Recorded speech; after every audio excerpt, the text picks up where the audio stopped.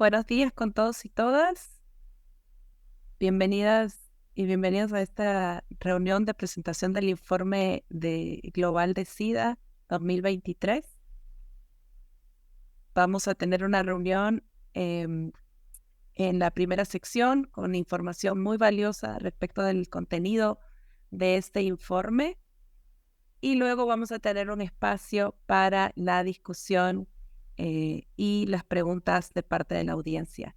Dejo en la palabra a Daniel de Castro de ONU-SIDA. Adelante, Daniel.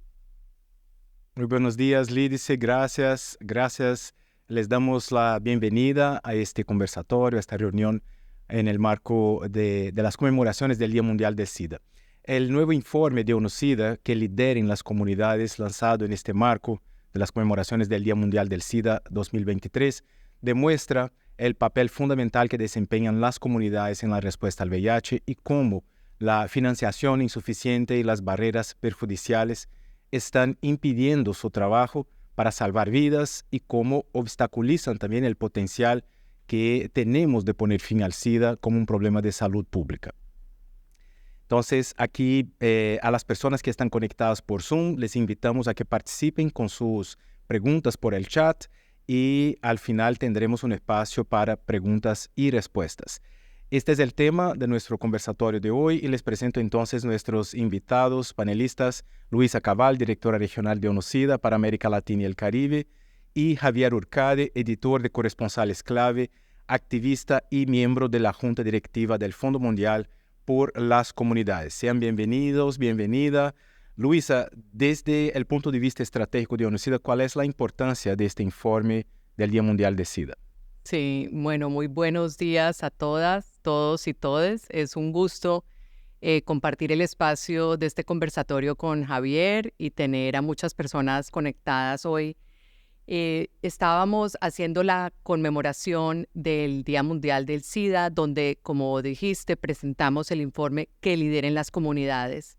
Y esto fue fundamental precisamente para hacer un llamado a recordarnos el papel fundamental que han jugado las comunidades en estas últimas décadas, pero también para recomprometernos, para volver a comprometernos con potenciar y con fortalecer ese liderazgo. Y hay algunas, solo para delinear algunas de las áreas que se rescatan. Unas, por supuesto, el importante rol que juegan las comunidades con respecto al vínculo a los servicios de prevención, de tratamiento, también en la abogacía para el cambio, para demandar los cambios legales de política pública que se requieren, pero también para llamar la atención sobre el espacio que necesitan las comunidades para operar y que en muchos contextos es cada vez más restrictivo. Entonces, por lo tanto, en estos niveles era importante rescatar esto y obviamente muy vinculado al rol que tienen las comunidades y se rescata por primera vez en unas metas muy concretas que tiene la declaración política en la Estrategia Mundial del SIDA, que llamamos y que hablaremos luego del 30, 80, 60. Y estas metas son tan importantes como llegar al 95, 95, 95. Estas metas quieren decir que el 30% de los servicios de pruebas de tratamiento sean para las poblaciones clave, y para las personas viviendo con VIH sean proveídos por las comunidades, que el 80% de los servicios de los programas de prevención para poblaciones clave y mujeres sean liderados por las comunidades y que el 60% de los programas que apoyen a los habilitadores sociales, tales como la eliminación del estigma y la discriminación, las desigualdades, la violencia, sean liderados por las comunidades. Y por tanto, queríamos recordar el compromiso que asumieron los gobiernos con estas metas de fortalecimiento de las comunidades. Gracias, Luisa. Hablaremos más de estas metas y cómo este marco estratégico impulsa, ¿no? este llamado del informe de ONU-SIDA. Quisiera escuchar de Javier. Buenos días, Javier. Nos habla desde Buenos Aires. ¿Cuáles crees que son los temas de este informe que sean de mayor utilidad para las comunidades y la sociedad civil en Latinoamérica? Gracias, Daniel. Saludos a todas, todos y todes. Me parece que el informe que lideran las comunidades, que es el título, tiene varios elementos de utilidad. El primero, sin lugar a dudas, fue el cómo se realizó. El equipo que lo lideró en Ginebra a lo largo de todo el proceso dialogó con organizaciones y redes nacionales, regionales y globales. Cada borrador fue visto por más de 150 personas en las comunidades. Entonces abundan ejemplos nacionales, regionales en el texto, más las cajas donde se incluyen estudios de caso, incluyendo un líder de la región. Nos estamos aproximando a medio camino de la estrategia global del SIDA y las metas que los países deben rendir cuentas después del 2025. Tenemos una gran demora y al paso que vamos no llegaremos. Creo que el informe es muy oportuno porque nos pone sobre el tapete la urgencia de los países, de la respuesta en general y de reconocer y apoyar y escalar la respuesta liderada por las comunidades. No hay nada nuevo. Hace 40 años vemos que la sociedad civil y las comunidades hacen la diferencia y son los que hacen y harán la respuesta al VIH-Sida y terminar con ella. Hay un apartado significativo del informe centrado en cómo se viene reduciendo el espacio de la sociedad civil, cómo se nos sigue explotando con asignaciones de recursos y poco reales. Por un lado se nos dice que si lo que ustedes hacen no solo es importante, sino esencial, pero no hay dinero suficiente para que hagan su trabajo. Es una parte muy importante del informe. En todas las regiones del mundo estamos enfrentando los embates de los grupos antiderecho, antigénero, antitodo. Los mismos países que financian la respuesta al VIH-Sida son quienes financian a los grupos y los lobbies antiderecho. Se espera de nosotros hacer más y mejor, nadie duda esto, pero con menos recursos y una presión muy significativa de los movimientos antiderecho. Y por último, rescatar que no es nuevo que ONUCIDA incluya en sus informes a las poblaciones claves, personas con VIH, trabajadoras sexuales, gay, otros HCH, personas que usan drogas, personas trans y personas privadas de la libertad. Pero en este contexto es necesario y valiente llamarlas por su propio nombre. El impacto de los fanáticos fundamentalistas no está solo en África, está en América Latina y el Caribe. Entonces, una parte importante del trabajo será neutralizar el accionar de estos para no perder décadas de trabajo. En el mismo sentido, nuestros gobiernos deben reorientar su accionar y prioridades hacia las poblaciones claves y las prioritarias. Sabemos cuán susceptibles son nuestros estados y nuestros gobiernos a lo que Naciones Unidas publica y nos dice. Por eso aprovechemos este informe y ese es un poco el objetivo de esta reunión. Ahora las cosas están en nuestra parte, de nuestra parte del mostrador y la pregunta es ¿qué vamos a hacer con esto? Nuestra máxima prioridad es acercarnos lo más posible a las metas de la estrategia global del SIDA y que nuestro liderazgo va a ser fundamentalmente y esencial. Gracias. Gracias, Javier. Qué bueno que nos ha ayudado a caminar por este informe de 100 páginas en 3 minutos. Fantástico resumen y gracias por mencionar también la importancia de estos marcos, Luisa, de los marcos de la Estrategia Mundial del SIDA. O sea, aparte de las metas 30, 80, 60, el informe habla de las metas 10, 10, 10, también para medir el progreso hacia la eliminación de barreras socioestructurales, como vimos al inicio. ¿Nos puede hablar un poco de dónde surgen estas metas y por qué es importante invertir en los que conocemos como facilitadores o habilitadores sociales? Sí, gracias, Daniel. Y yo quiero tal vez empezar retomando con lo que apunta Javier, de que este informe es clave y la pregunta para nosotros es cómo lo usamos, más allá de que no sea un informe. Y por eso fue para nosotros muy importante desde la oficina regional. Fuimos a Centroamérica, estuvimos en Honduras y estuvimos en un foro subregional de Centroamérica y República Dominicana en El Salvador. Y era muy importante porque era lanzar este informe primero en Honduras con las comunidades mismas y frente a los gobiernos y a otros tomadores de decisión, articular el que lideren las comunidades y hacer este tipo de conversaciones como la que estamos teniendo hoy, pero con donantes, con tomadores de decisión, con gobiernos. Y al mismo tiempo recordarles que tienen que liderar las comunidades para llegar a las metas, a las 95, 95, 95, pero también a una de las metas que nos hemos olvidado, que es la meta del 10, 10, 10. Y también en esta meta del 10, 10, 10 era fundamental recordar, y también había personas que tal vez no sabían de las metas del 10, 10, 10, que menos de 10% de las personas vivan en ambientes punitivos, que menos del 10% de las personas viviendo con VIH, poblaciones clave, sufran estigma y discriminación y que menos de 10% de personas de poblaciones clave, mujeres, sufran la violencia y las desigualdades. Y era importante establecer que estas metas del 10-10-10 surgen de un estudio muy juicioso de la evidencia, de que sabemos que y era importante presentarle nuevamente a los gobiernos que sabemos que el estigma, la discriminación, la violencia tienen un impacto directo sobre la posibilidad de las personas de ir a hacerse un diagnóstico, de vincularse al tratamiento y de permanecer en el tratamiento. Entonces, fue un recordatorio al mismo tiempo que justificáramos presentáramos el por qué deben liderar las comunidades, pero liderar las comunidades con base en lo que nos muestra la evidencia son obstáculos para alcanzar esas metas, y también de que la evidencia nos muestra los programas de derechos humanos, los programas antiviolencia de género, que la evidencia nos muestra tienen un impacto en la respuesta. Entonces creo que este informe va de la mano con recordar y recomprometernos con las metas también del 10-10-10 como fundamentales para llegar al 2030.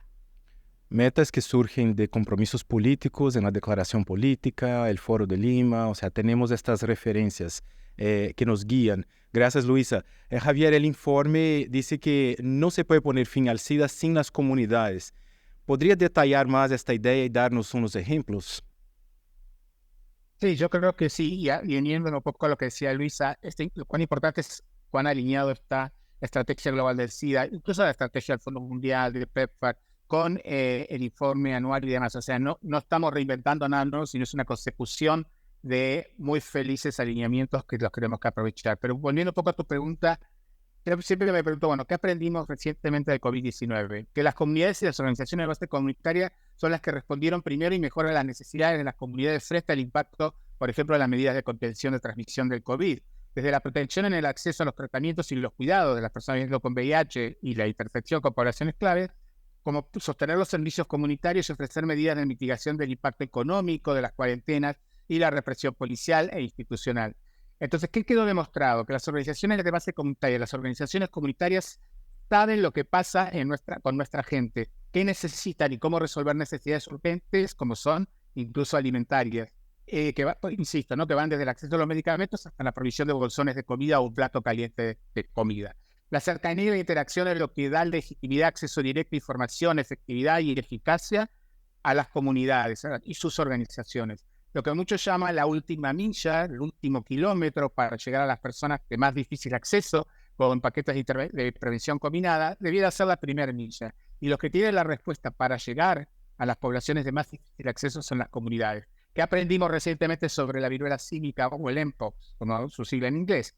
Que las organizaciones y movimientos comunitarios en el mundo y en América Latina se movilizaron, sensibilizaron e incidieron por la vacuna en algunos casos, y por otro lado lograron una adecuación del comportamiento de muchas personas y muchas comunidades para reducir y básicamente contener absolutamente este brote.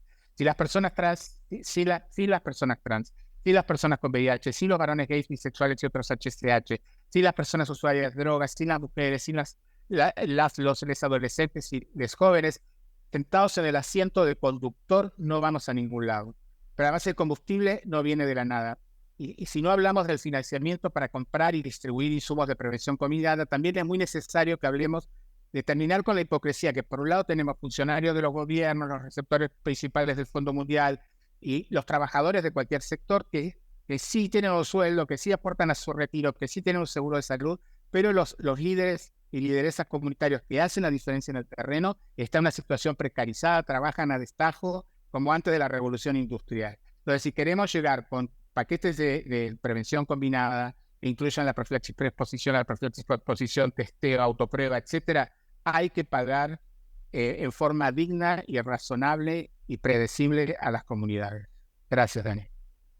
Gracias, Javier. Bueno, quiero hacer la misma pregunta a ustedes dos, que nos señalen cuál punto del informe o aspecto les llamó particularmente atención. Luisa. Para nosotros, o para mí personalmente, era muy importante los testimonios que se recopilaron de alrededor del mundo y obviamente de América Latina, y dar una plataforma directa a esos testimonios, incluso a los ensayos mismos. Obviamente hubiéramos querido más voces de Latinoamérica, pero obviamente es un informe global.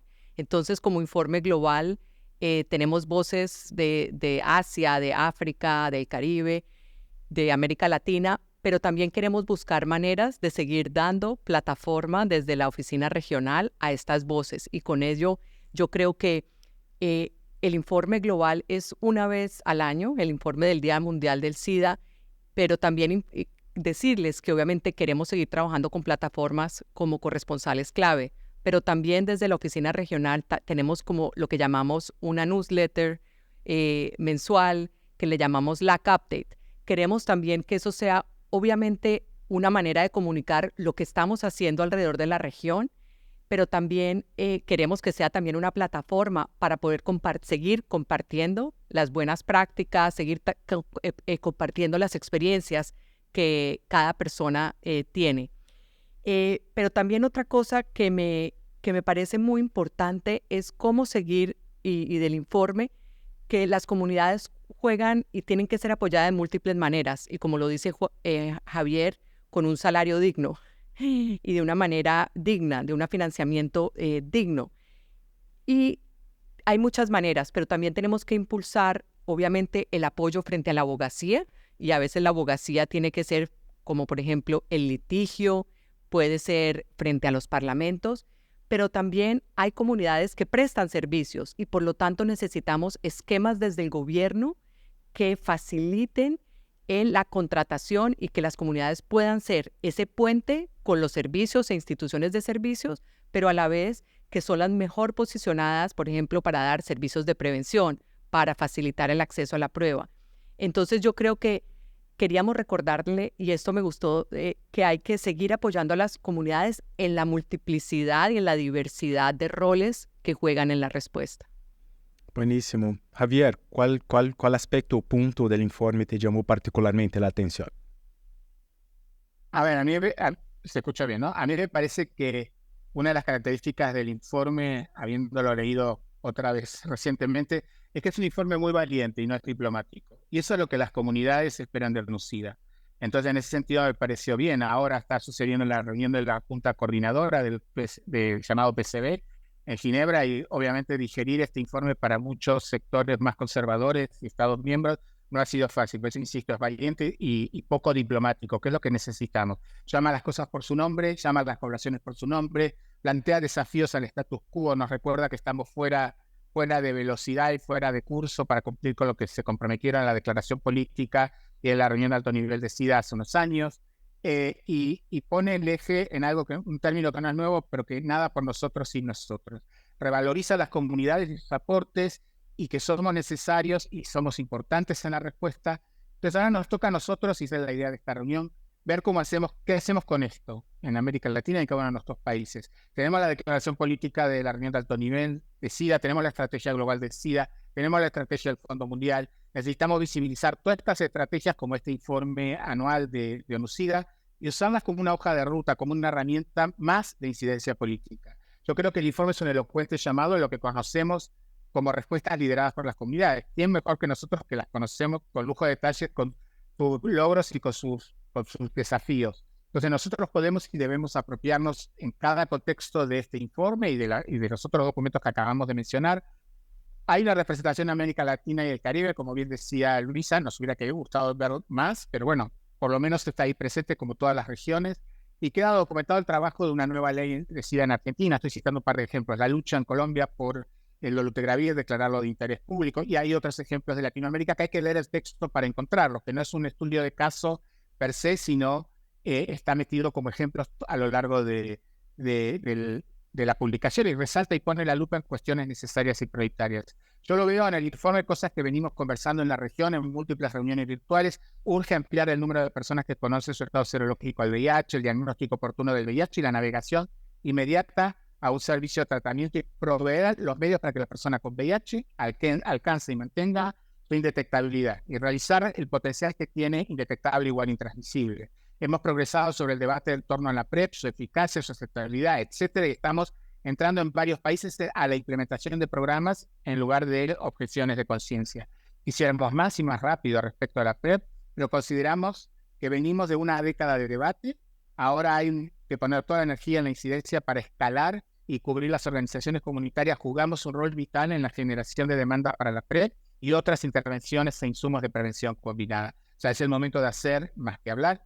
Y finalmente, todo lo de arriba es posible y nos acerca a terminar con el SIDA como problema de salud sí, y quizás eliminarlo, erradicarlo, incluso aún antes de una vacuna, solo si atendemos a las barreras estructurales. O sea, sabemos que no solo se achica el espacio de la sociedad civil, sino que, como también mencionaba Luisa, y está claro en el informe, hay un movimiento súper bien organizado y súper bien financiado, que es absolutamente antiderecho, que incluso en la región nos va a hacer extrañar a la Iglesia Católica Apostólica Romana, porque lo que se viene es muchísimo peor que lo que empezamos hace 40 años cuando nos metimos al tema de VIH. Gracias.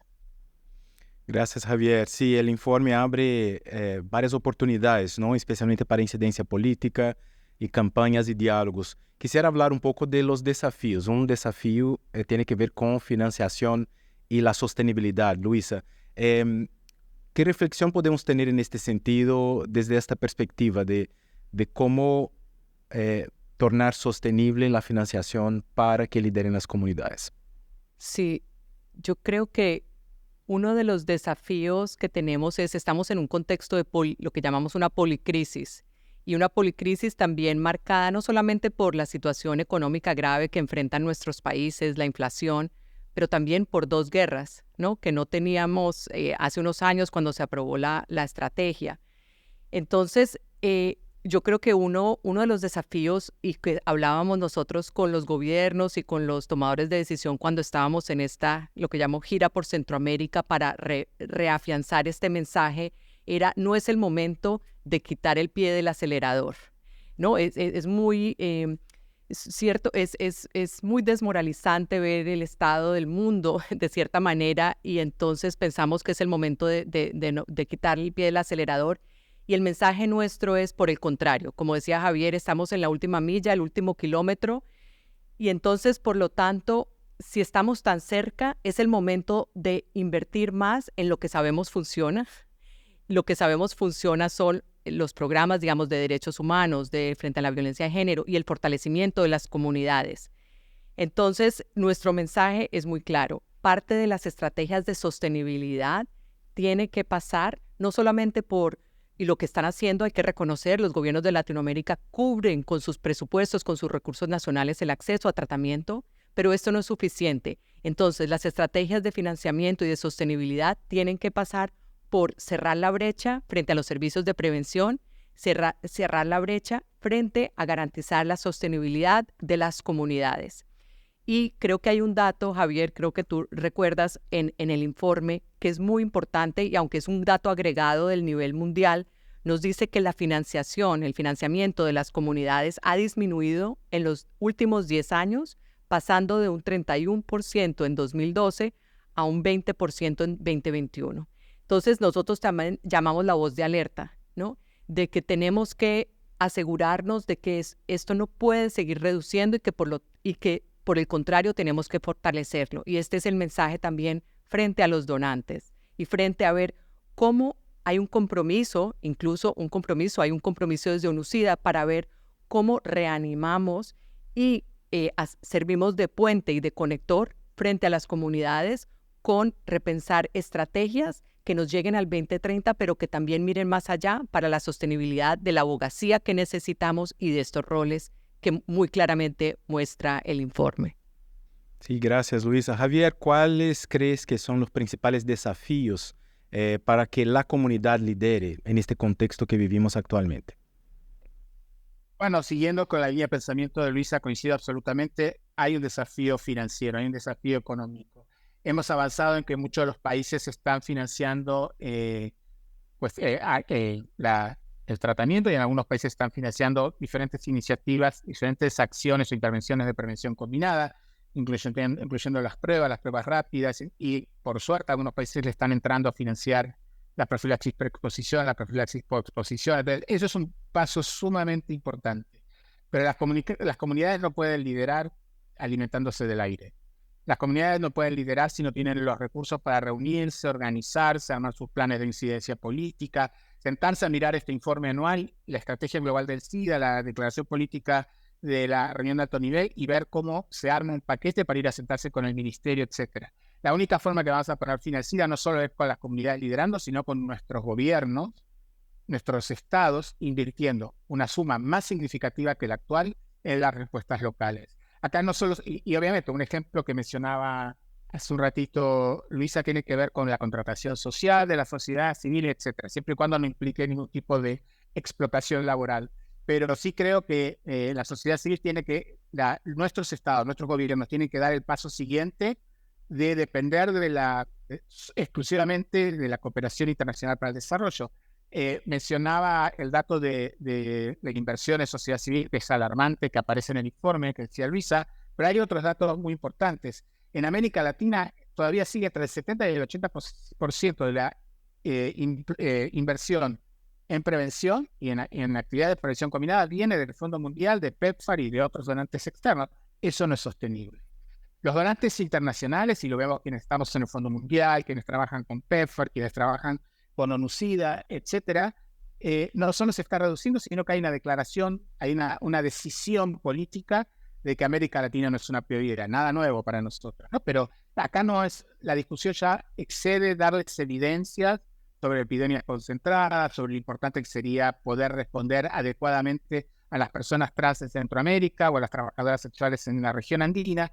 En realidad, la mayoría de los donantes tienen una decisión política de poner la mayoría de sus recursos en 15, 20 países, cuya gran mayoría están en el continente africano. Entonces, seguir dando vuelta a una discusión que se basa en una decisión política y no en las evidencias, fuera del micrófono, los principales donantes, por ejemplo, el gobierno de los Estados Unidos, va a reconocer que sí es cierto y les importa y que sería bueno que tuvieran los recursos y el mandato para financiar en América Latina el trabajo con poblaciones clave. Pero la realidad es que no lo hacen.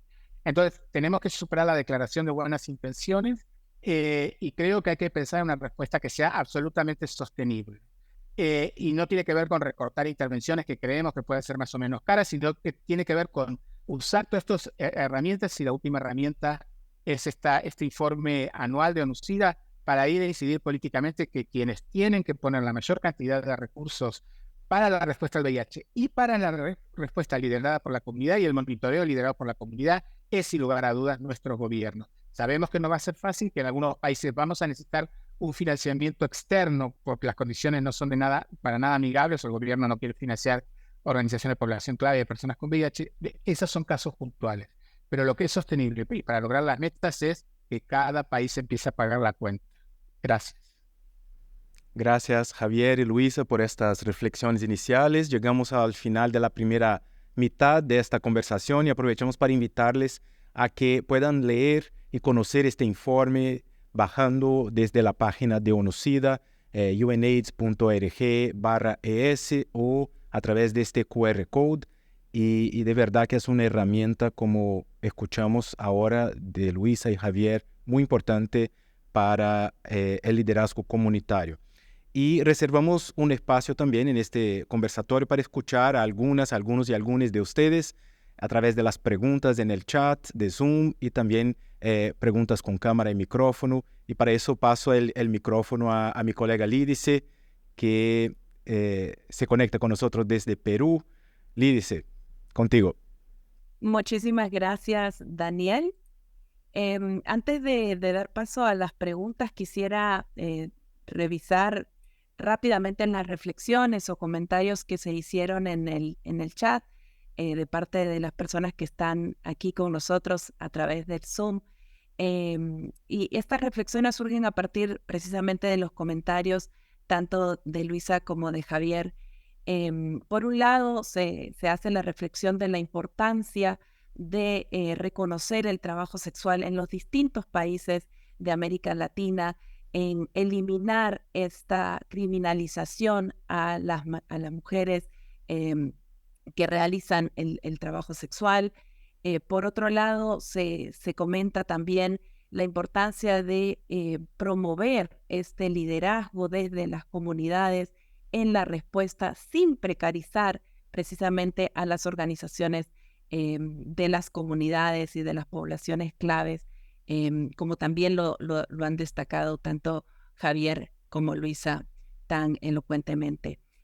Por otro lado, también hay un pedido de hacer llegar y transmitir la información contenida en este informe con lenguaje sencillo, con lenguaje adecuado a todas las comunidades, de tal manera que esto pueda ser ampliamente comprendido, difundido y utilizado también en las acciones de incidencia y abogacía desde las comunidades en los distintos países.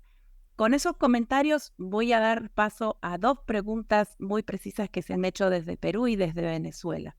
En el caso, comenta Marlon desde Perú, luego de hacer la reflexión de las dificultades que podrían tenerse para avanzar hacia ese 80% de los servicios que sean liderados por las comunidades, que aquí podría todavía ser una utopía en este país.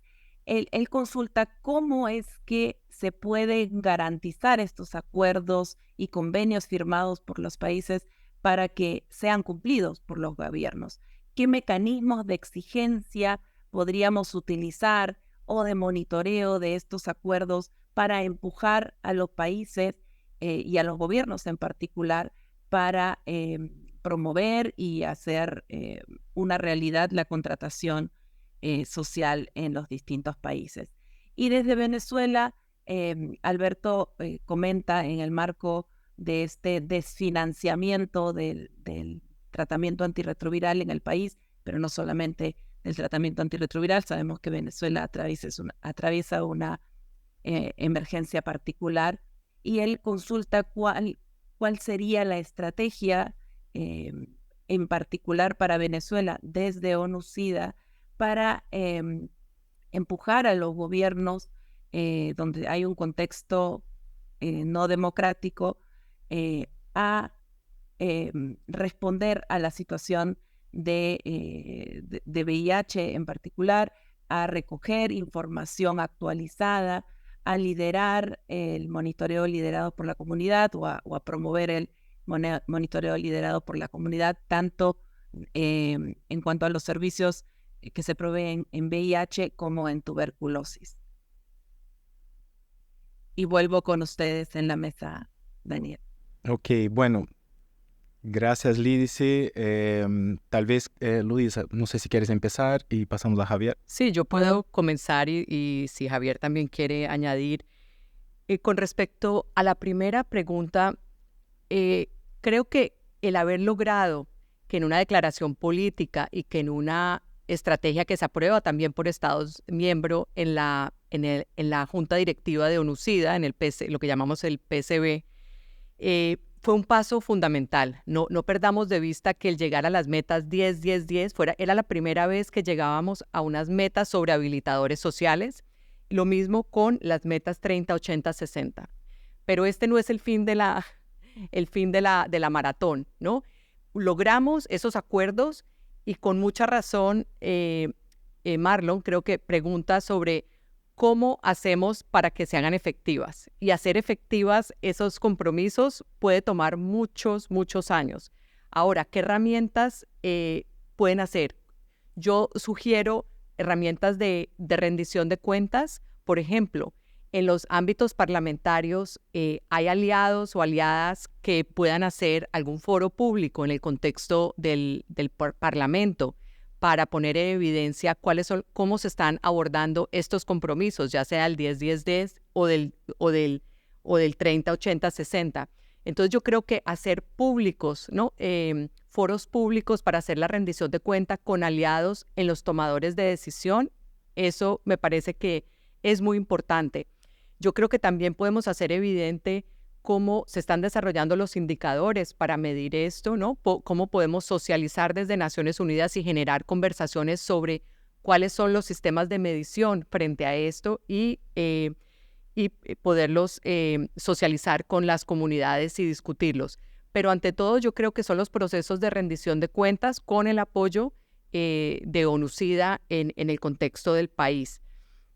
Creo que con respecto a la pregunta de Venezuela, el rol de una oficina como ONU-SIDA en países con ambientes bastante complejos, ¿no? Con respecto a sus democracias, con respecto a sus instituciones, varía. Nosotros estamos, por poner en un contexto amplio, en países como Myanmar, en Asia, pero también en el Caribe, en Haití, que representan desafíos, y en cada uno de estos países el rol de ONU-SIDA va a ser similar y también diferente. En el contexto venezolano, mucha ha sido la abogacía con las comunidades también para que viniera el Fondo Mundial, ¿no? Cómo garantizábamos que haya una presencia y se logró, digamos, esta primera subvención oficial que va a comenzar. Pero entonces también en la subvención de emergencia del Fondo Mundial fue muy importante también el ser un canalizador de los recursos frente a las comunidades, frente al liderazgo de las comunidades, frente a ese monitoreo. Entonces, nosotros podemos servir de puente, a veces en contextos bastante difíciles, y también de articulador de las agencias de Naciones Unidas, por ejemplo, con el coordinador residente. En esta nueva subvención que viene, se está aprobando en este momento el que ONUCIDA sirva de secretariado frente al MSP, no sería la manera de llamarlo, pero frente a quien va a suplir, digamos, de secretariado de este secretariado, por así decirlo. Entonces, yo creo que es en este contexto que representa desafíos, es cómo estamos presentes frente a las comunidades, también frente al gobierno, frente a catalizar acciones con Naciones Unidas y frente a la subvención del Fondo Mundial. Gracias, Luisa. Javier. No voy a repetir lo que dice Luisa porque estamos en la misma página absolutamente. Solo mencionar que si no hubiera sido por las comunidades liderando y presionando, incluyendo organizaciones como ICASO, además de todas las organizaciones de Venezuela, no habría Fondo Mundial para Venezuela y estaríamos perdiendo muchísimas vidas de una enfermedad tratable, ¿no? Entonces, ¿no? Ahí tiene un perfecto ejemplo de cuando las comunidades lideran, después de casi 7 años, se logró que hoy Venezuela sea un país elegible para las 3 enfermedades. Gracias, Javier. Lídice, ¿tenemos más preguntas y participaciones? Más bien, quería animar a la audiencia a hacer algunos comentarios. Creo que tenemos algún tiempo, Daniel, para abrir tal vez 3 micrófonos y devolver un poco la pregunta hacia quienes están con nosotros ahora desde los distintos países. ¿Qué debemos hacer desde nuestras comunidades, desde nuestras organizaciones de sociedad civil para, por un lado, difundir, dar a conocer los hallazgos de este informe de este 2023, pero también para empujar ese trabajo comunitario tan necesario, esta alianza entre Estado y sociedad civil en nuestros distintos países? Hay 2 manos levantadas, creo ya, y con esa tercera que acaba de levantar la manito podemos cerrar el listado, viendo cómo nos va de tiempo. Adelante, Mariana, si abres tu micrófono y tu... Hola, bueno, gracias, Lice. Buenos días a todos. Bueno, nada, quiero hacer también solidaridad con Venezuela y felicitaciones a todos los compas que hicieron ese esfuerzo comunitario. Mencionar que Venezuela aún sigue sin compra de leche de fórmula y es súper importante para las mujeres con VIH y personas gestantes con VIH tener acceso a la leche de fórmula. Sale muy caro una leche de fórmula en cualquiera de los países de la región y es importante que también miren este componente que aún está sin resolver.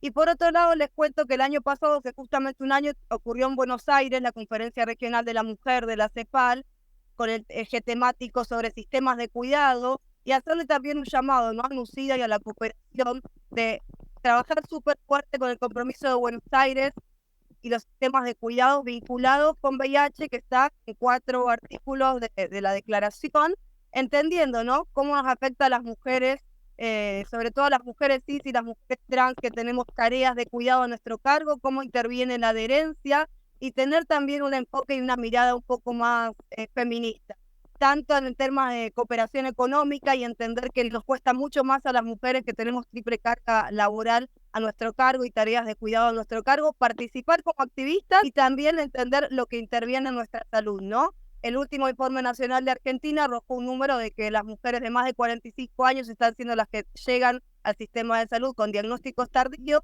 y creo que acá hay que ver ese componente, ¿no?, sobre las tareas de cuidado y los sistemas de cuidado que siguen siendo una deuda en la región. Les agradezco por este webinario que era muy necesario y que el eslogan de este año era bien provocador, ¿no?, porque creo que esto es en nuestros rincones de la región nos preguntábamos que lideremos las comunidades cómo, con qué recursos y a costa de qué salud mental, y cómo lo vamos a seguir haciendo, sobre todo, como bien mencionó Luisa, con la avanzada de la derecha.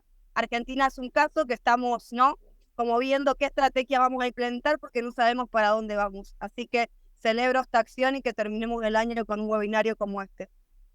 Muchísimas gracias, Mariana, por tus palabras. Voy a dar la palabra entonces a Adriana Carrillo, por favor. Muchísimas gracias. Creo que este es un informe que claramente evidencia muchas de las necesidades y de las posturas que ahora hay en cuanto a qué vamos a hacer en las comunidades como lo son las mujeres trabajadoras sexuales. Cómo a través de este informe nos va a servir de abogacía para poderlo presentar en cada uno de los países y que realmente al momento de hacerlo seamos las comunidades realmente las que lideremos este proceso. Creo que es muy relevante la situación política que estamos viviendo cada uno de los países y cómo esto está viniendo a afectar realmente la situación en cuanto a la atención integral en salud. Pero también recordando la importancia que es de poder evaluar y de poder ver, donde vemos que un estudio que recientemente hizo Retrasex mostró que el 80% de las denuncias que presentaron y de los casos de situación de vulneración de derechos humanos fue dentro de los espacios de los servicios de salud. Cómo esta estrategia nos puede ayudar en una respuesta para poder también reducir el estigma y la discriminación, no solo asociados al tema del VIH, sino también asociados al tema del ejercicio del trabajo sexual. La importancia que tiene de que cada uno de los países donde se va a trabajar el proyecto, que ven en las comunidades, que sabemos que está financiado también de alguna manera, de Soy Clave a través del Fondo Mundial, ver cómo vamos a hacerlo y cómo realmente tenga una integración, no solo una integración integral, sino que tenga una integración de nuestras comunidades y que realmente sean nuestras comunidades las que estén al frente de cada uno de estos procesos.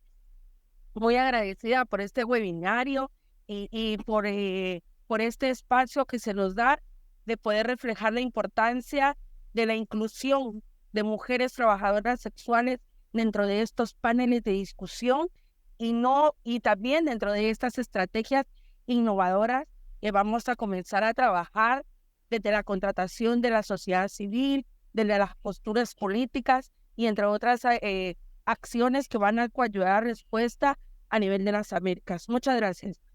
Muchísimas gracias, Adriana, y muchísimas gracias por plantearnos algunos caminos a seguir, ¿no? Y eso quiero también insistir con nuestras siguientes oradoras, participantes. ¿Qué podemos hacer? ¿Qué debemos hacer en los próximos años para empujar o seguir empujando? Nos lo ha recordado muy bien Javier, para seguir empujando desde las comunidades, desde la sociedad civil, esta respuesta al VIH y avanzar hacia esas metas que nos hemos propuesto. Adelante, Alma. Hola, buenos días a todos. Y bueno, sí, primero que nada, gracias a Lucida, a Javier y todo el equipo involucrado realmente en este proceso.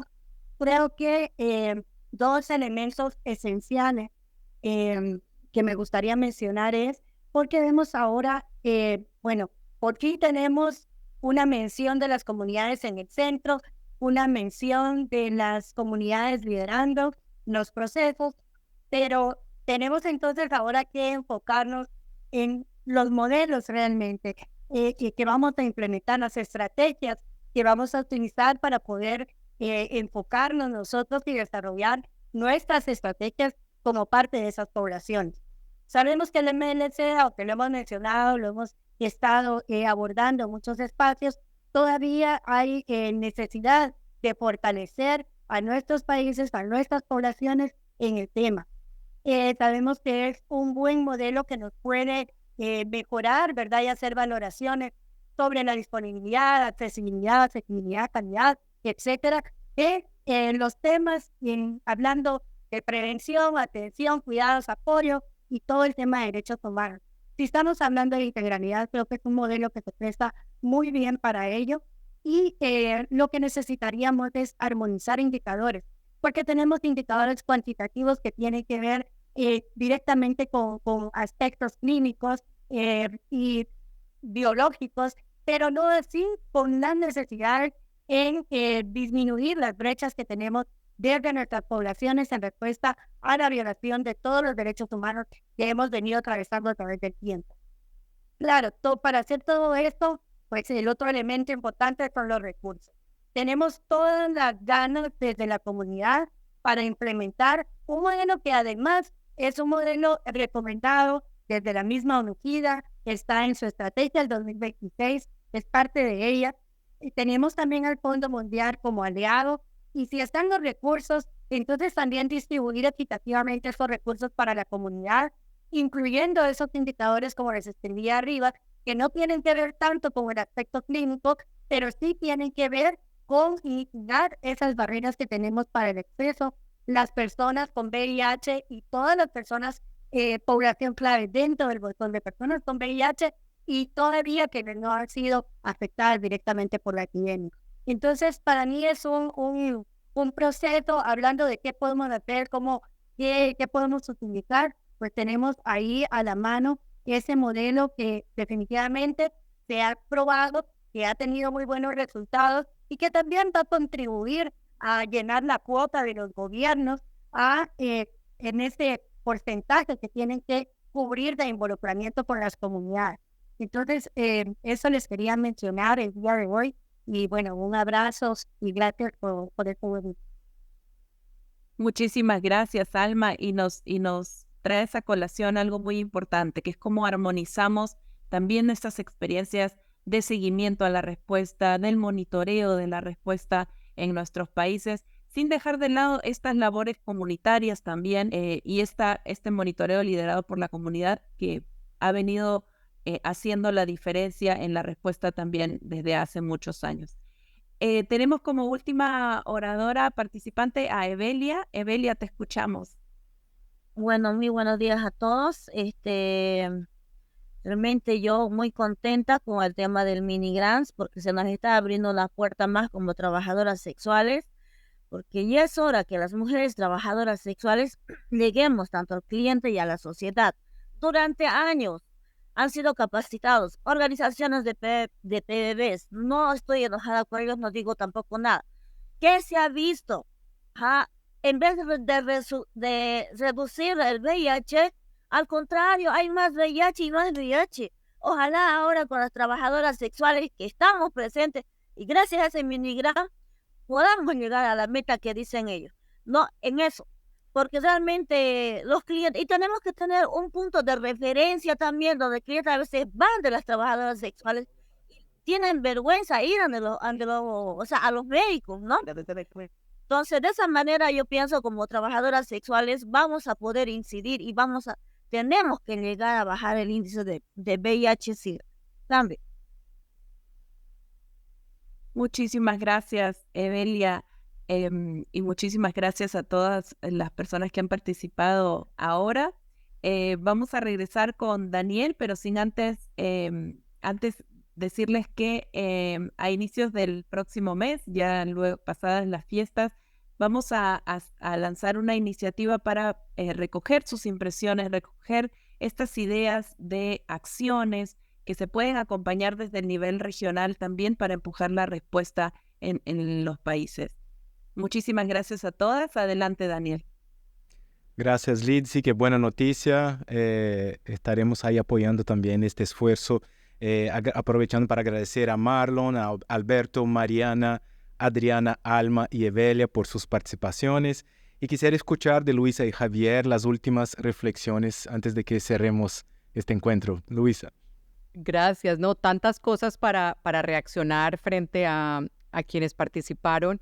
Yo tal vez haría unas reacciones muy breves como para aprovechar esta plataforma. Una, gracias Mariana, yo haría dos reflexiones. Una, ONUCIDA es un programa conjunto. Nosotros somos parte de un secretariado, pero recordarles que hay mayor presencia de ONUCIDA a través de UNICEF, el Fondo de Población, el PNUD, las agencias que hacen parte de este programa conjunto en muchos de sus países. Entonces también para que los vean como unas contrapartes, para también hacer rendición de cuenta con nuestros copatrocinadores. ¿Qué se está haciendo, Mariana, como tú dices, frente a la leche, ¿no? ¿Qué se está haciendo con respecto, ¿no?, a los distintos temas que ustedes pueden confrontar en sus países? Obviamente, donde estamos ahí, pero también los copatrocinadores.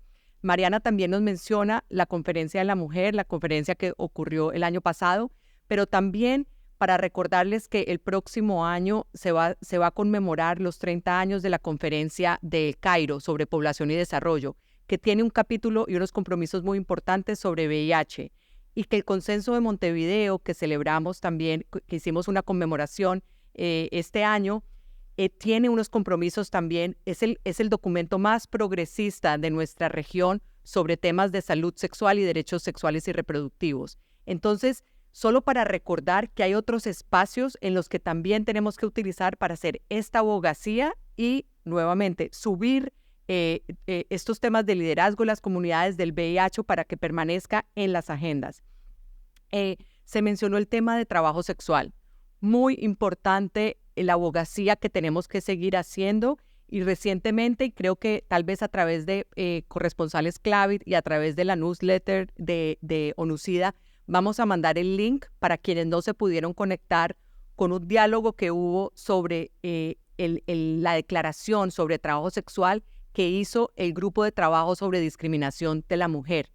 Muy importante como herramienta de abogacía frente al impulso penalizador del Estado, y creo que con ese tipo de herramientas de abogacía, junto con esquemas como los mini grants, podemos potenciar efectos catalizadores para generar ambientes más protectores.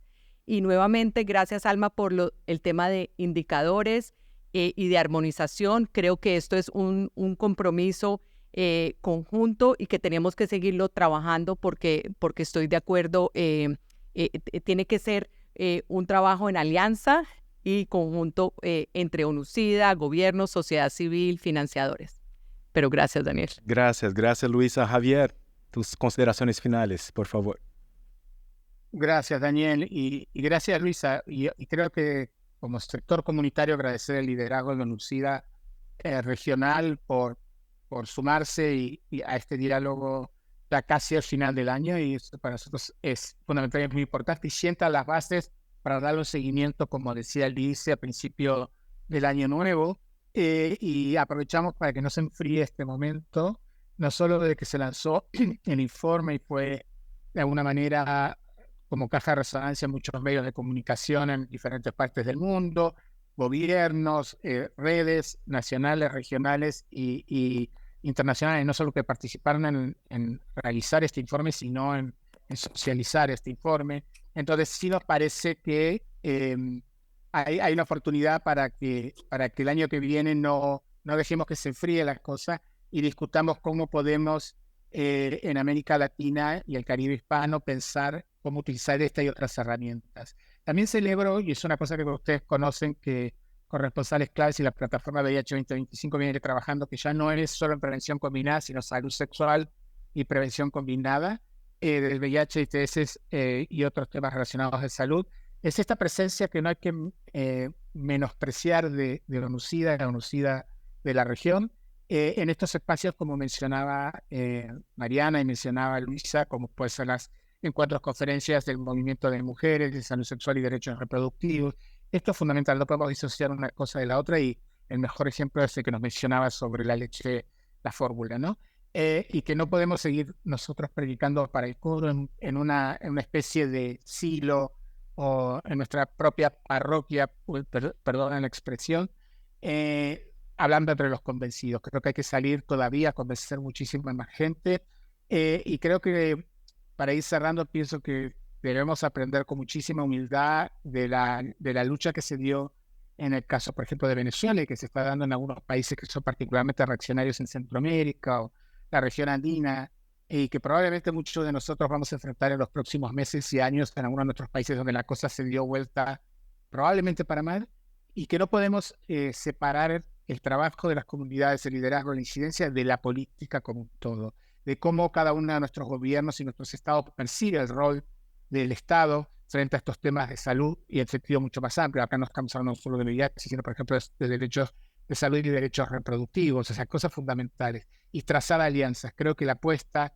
y me gustaría pensar que podemos conversar a principios del año próximo, de cómo trazar alianzas estratégicas con el movimiento de mujeres, con otros movimientos que van a trabajar en la región. Por último, perdón que me extienda, resaltar que el año que viene el G20 se realiza en Brasil, y Alejandra Nilo, que es una amiga de todos los que estamos acá, es una de las Sherpas de sociedad civil, y eso lo hablamos el año que viene porque es mucha información para el nivel de agotamiento mental y espiritual que tenemos en el 2023. Así que bueno, de nuevo gracias al equipo de Lucía, gracias al equipo de corresponsales claves por organizar esta reunión, y les deseo que por lo menos, si no celebran religiosamente como en mi caso, por lo menos tómense una pausa, recarguen las baterías y nos vemos en el 2024, que va a estar llena de muchos desafíos y muchos logros. Gracias. Muchísimas gracias, Javier, Lidsey, todo el equipo corresponsales clave por esta alianza y coorganización de este diálogo. Gracias, Luisa, una vez más.